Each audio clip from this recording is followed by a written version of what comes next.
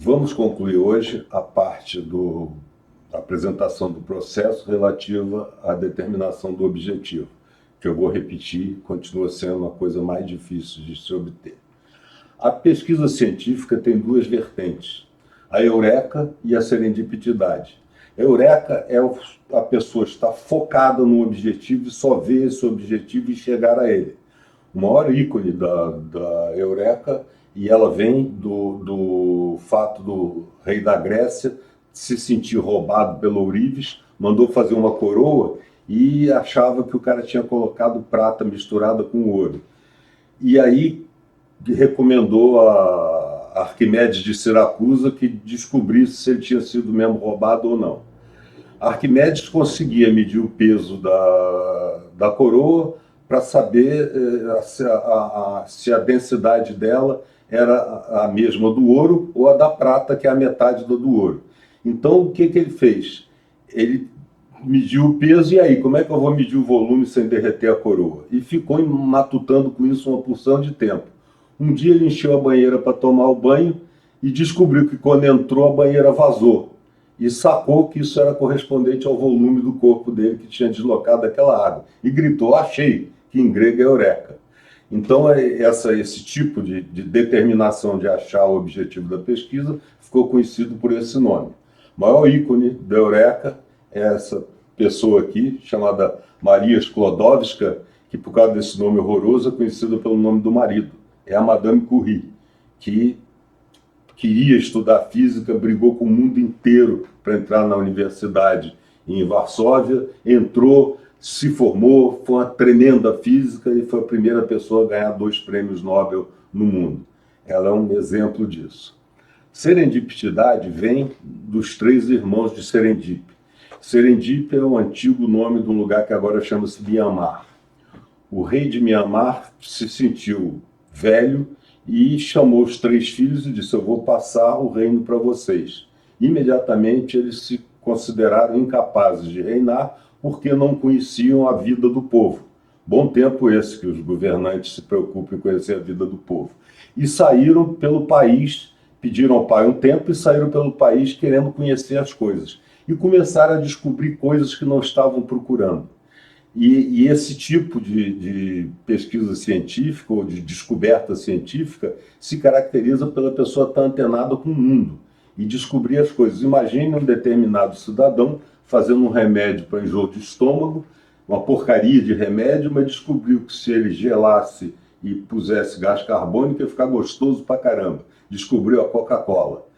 O maior ícone da serendipidade é esse cidadão aqui, chamado Alexander Fleming. Alexander Fleming foi o cara que descobriu uma coisa muito interessante. Estavam todos os cientistas da época desesperados, querendo arrumar um jeito de bloquear os streptococcus, que estavam matando gente pra caramba. E o objetivo era fazer uma colônia de streptococcus e começar a testar coisas capazes de matar a bactéria. O que acontece é que toda vez que eles conseguiam crescer a colônia, de repente aparecia um fungo e a colônia não conseguia crescer. Então eles não tinham matéria-prima para testar as diversas possibilidades de remédio. Aí um dia Alexander Fleming descobriu o seguinte, cara, vocês estão errados. Nós já descobrimos, é o fungo que mata então não preciso fazer a colônia, eu basta descobrir o fungo, é o penicillium que virou penicilina. Engraçado que o nome da Madame Curie, né, que é aquele complicado, tem um outro exemplo engraçado de pessoa que tem nome complicado e ficou pequeno. Sua irmã, a Irina Shayk, que era namorada do Cristiano Ronaldo, ela chama, na realidade ela não chama Shayk, ela chama Shaykaline Islamova. Então ela, para mudar isso, põe só a primeira sílaba do nome dela. Eu estava na janela do lugar onde eu costumo trabalhar, logo ali do lado. Eu mudei de lugar agora por causa da câmera nova, que meu filho pediu para melhorar a resolução, e eu estou ouvindo o que acontece. E começaram amigos meus a falar, cara, você está falando sobre uma porção de coisa, qual é a hora que você vai falar sobre a avaliação de desempenho? Não, eu estou falando sobre a avaliação de desempenho.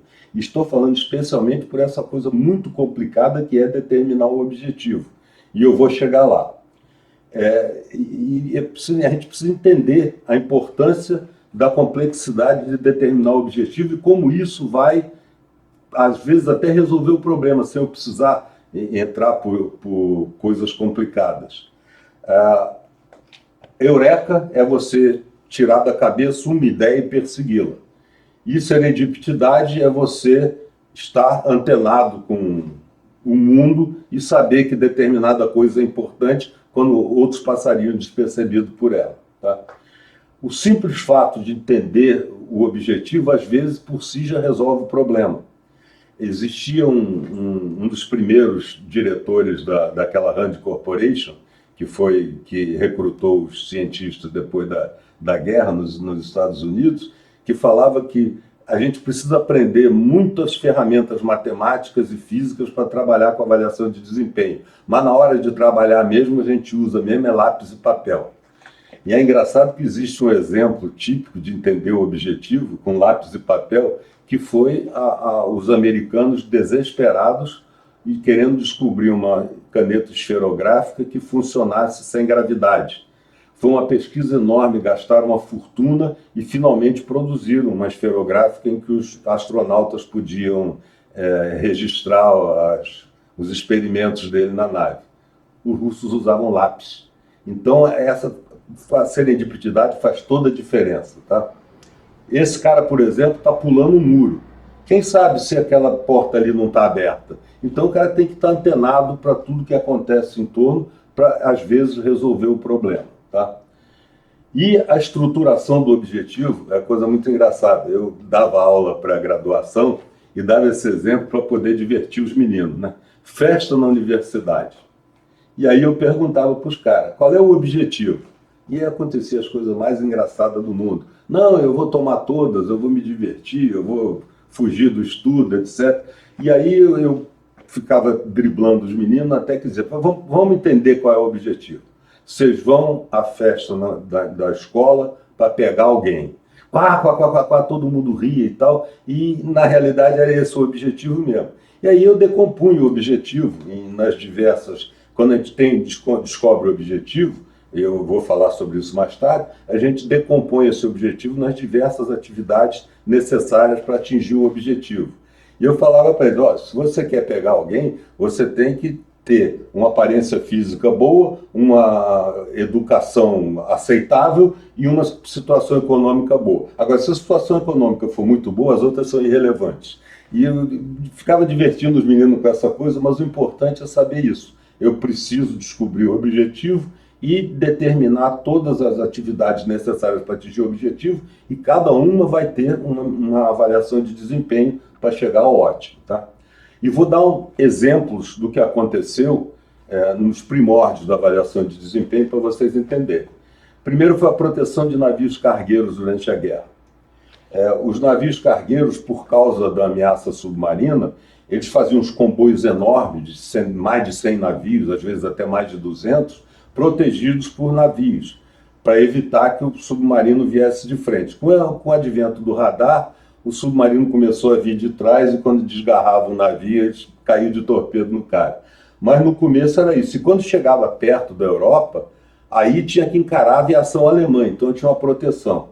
O que descobriram? Vamos fazer o seguinte, 25% dos navios estão sendo afundados por causa de ataque de aviação. Vamos colocar uma metralhadora no navio, ou se o navio for muito importante, um canhão de 40 milímetros para defender o navio das aeronaves. Passa-se o tempo, esse material era terrivelmente necessário em tudo quanto era lugar na guerra, né?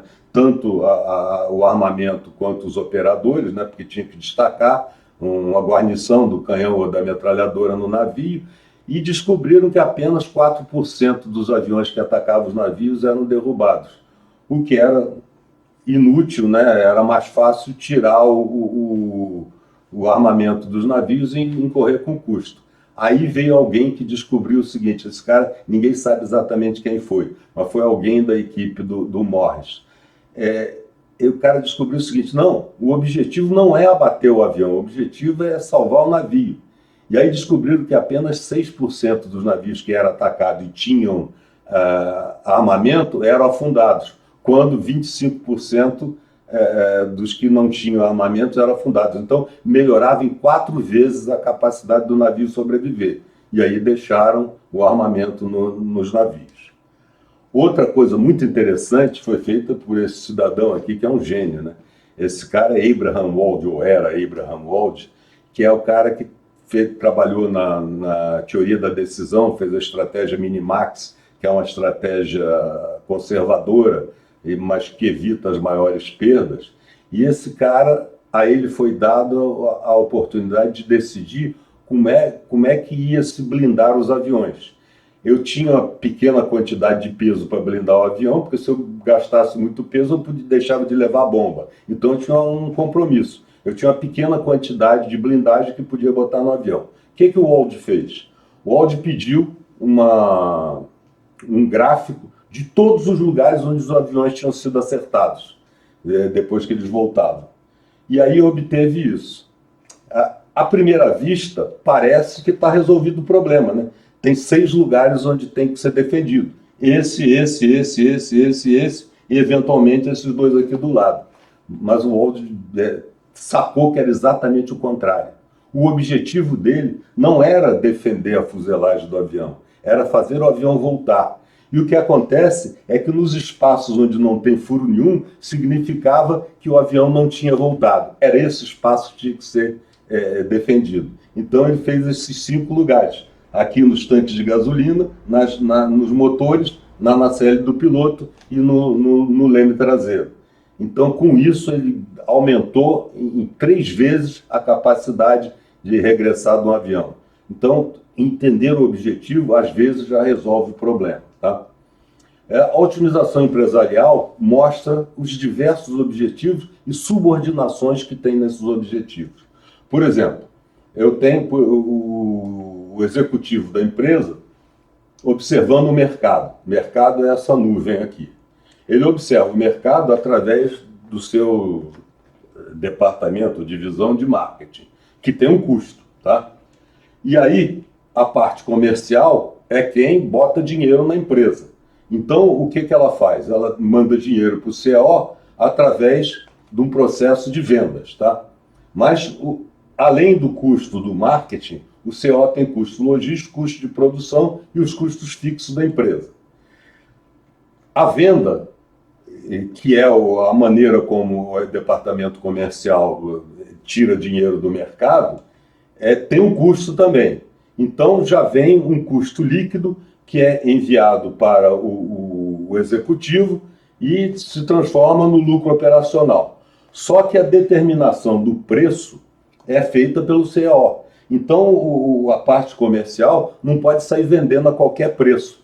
Existe um determinado preço do produto que o lucro é máximo. Então esse preço é determinado pelo CO ouvindo as coisas que o marketing levanta no mercado. Então esse aqui decide tudo. Agora a parte comercial decide a venda subordinada ao preço que o CO ofereceu para ele. Da mesma maneira, esse lucro operacional é menor porque essas coisas todas têm custo. Da mesma maneira, a produção não sai produzindo o que quer. Porque se a produção saísse produzindo o que quer, ela simplesmente produziu um monte de coisa do mesmo tipo para não trocar a linha de produção. É uma coisa que chama-se setup, que fica muito caro. Então, para produzir barato sem se aborrecer, ele faria uma produção enorme. Mas existe a programação da produção. O PCP, que programa produção, ele ouve o mercado através do marketing, através da própria demanda que ele observa, seja pela parte comercial, e determina qual é a quantidade que tem que ser produzida em função da demanda. Agora, essa quantidade também tem mais custo, porque se eu produzir muito, eu vou fazer estoque. Então, a logística tem um custo de estoque e tem um custo de transporte. Se eu produzir muito, uma parte de coisa muito pequena, eu vou transportar toda hora, vai ser um custo maior. Então, existe um balanceamento entre esses custos e o custo que a logística tem de informação, para saber onde estão as coisas, como é que eu vou levar, como é que eu vou acompanhar a minha venda, etc. Esses custos todos são repassados à programação da produção. Então, ela trabalha vendo isso. Além do mais, a logística também não pode ser deixada solta. Não, eu faço mais barato, ou seja, não entrego nada para ninguém, entrego com um ano de atraso. Não é assim. Ela tem que oferecer um nível de serviço que vendas com esse preço aqui vende o máximo.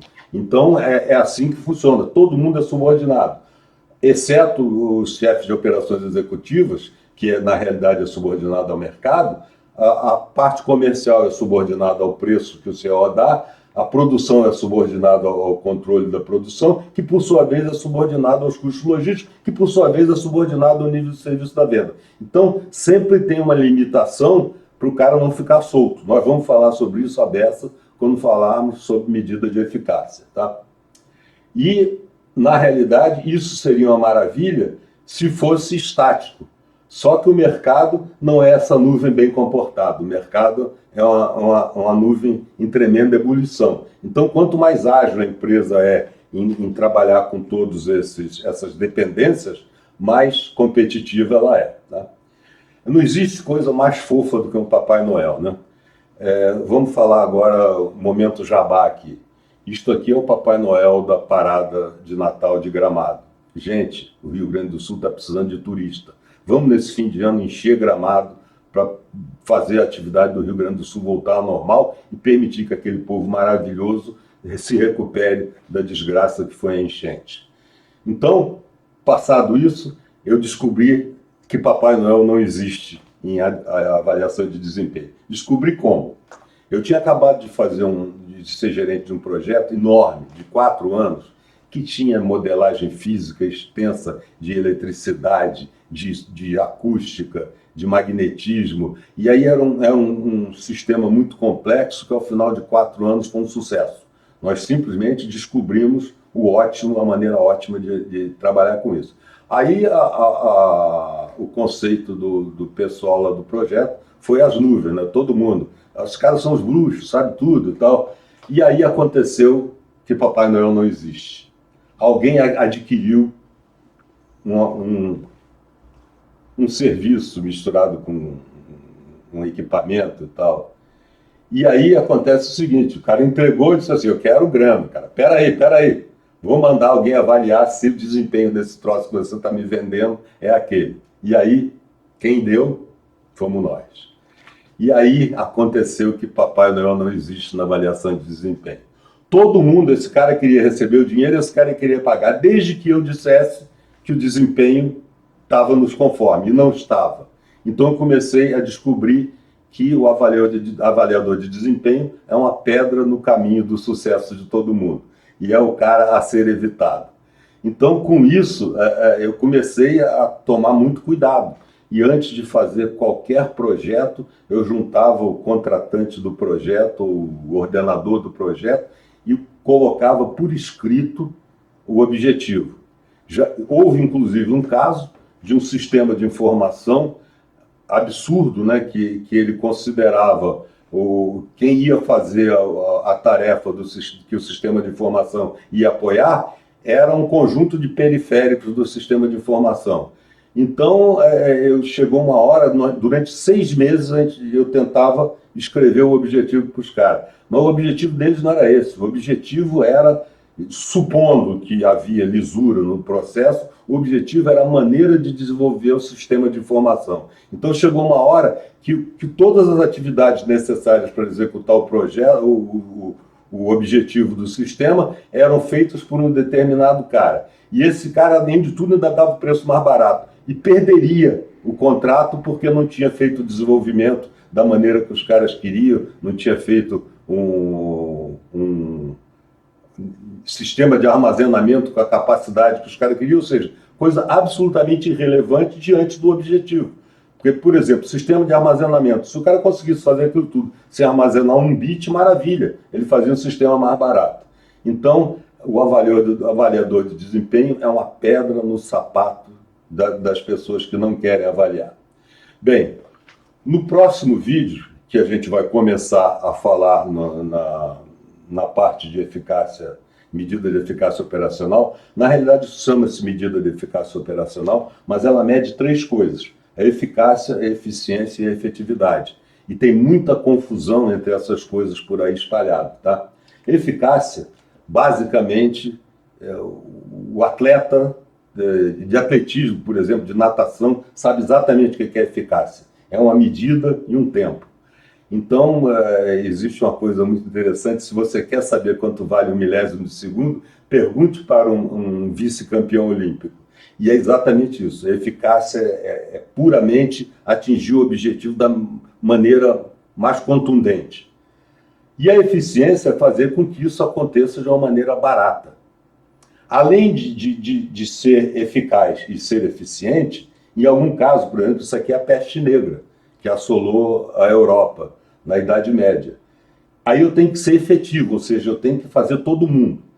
Para eu ser realmente, ter um desempenho bom, eu tenho que fazer isso aqui com eficácia e com a máxima eficiência e ser efetivo. Então essas coisas são interdependentes e a medida de eficácia também pode ser uma medida de eficiência e pode ser uma medida de efetividade. Mas isso vai ficar para o próximo round, para não perder o tempo de todo mundo. Até a próxima.